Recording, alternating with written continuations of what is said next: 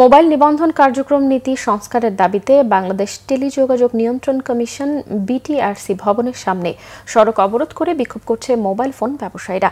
সকাল 11টা থেকে সারা দেশের ব্যবসায়ীরা ছোট ছোট মিছিল নিয়ে অবরোধে অংশ নেয়। সন্ধ্যা পেরিয়ে গেলেও এখন পর্যন্ত দাবি পূরণের কোনো আশ্বাস না পাওয়ায় আন্দোলন চালিয়ে যাওয়ার ঘোষণা দিয়েছেন তারা।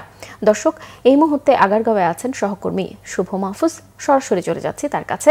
শুভ, আন্দোলনের বিষয়ে কি বলছেন ব্যবসায়ীরা?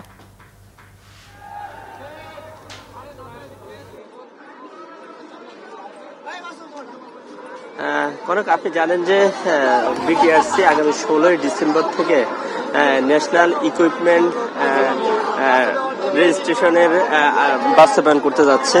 এর ফলে সারা বাংলাদেশে যে আনঅফিসিয়াল যে মোবাইল ব্যবসায়ীরা রয়েছে, এরা কিন্তু এই ঘোষণার পর থেকে বিভিন্ন সময় আন্দোলন করে যাচ্ছে। আমরা দেখতে পেয়েছি যে গত কয়েকদিন তারা রাজধানীর কারণ বাজারে বিভিন্ন দাবিতে তারা আন্দোলন করেছে। গতকালই তারা ঘোষণা দিয়েছে যে বিটিআরসি ভবন ঘেরাও করবে।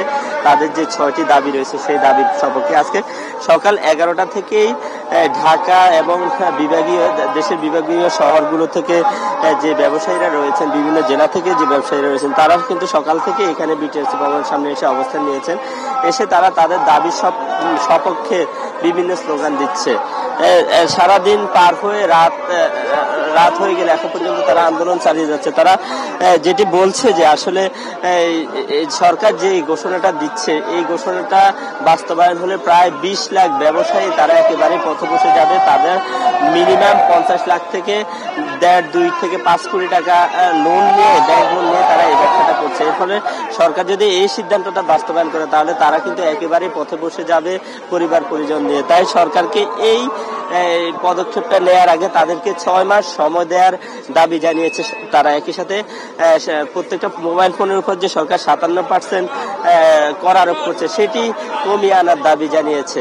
এই সব দাবিতে তাদের একটি প্রতিনিধি দল বিকেলেই বিটিআরসির কর্মকর্তাদের সাথে বৈঠকে বসেছে। বিটিআরসির কর্মকর্তারা তাদেরকে সন্ধ্যা 6টার মধ্যে একটি আশ্বস্ত করেছে যে সন্ধ্যা 6টার মধ্যে তাদের দাবিগুলো মেনে নেবে। কিন্তু সন্ধ্যা 6টার পরও তারা দাবিগুলো না মানার কারণে এখন পর্যন্ত তারা এখানে অবস্থান কর্মসূচি পালন করছে এবং তাদের দাবির সপক্ষে তারা বিভিন্ন স্লোগান দিয়ে যাচ্ছে। কতক্ষণ পর্যন্ত আন্দোলন চলবে সেটা এখনো তারা জানে না। তাদের 7 সদস্যের প্রতিনিধি দল বিটিআরসি কর্মকর্তাদের সাথে ইতিমধ্যেই বৈঠকে বসেছে।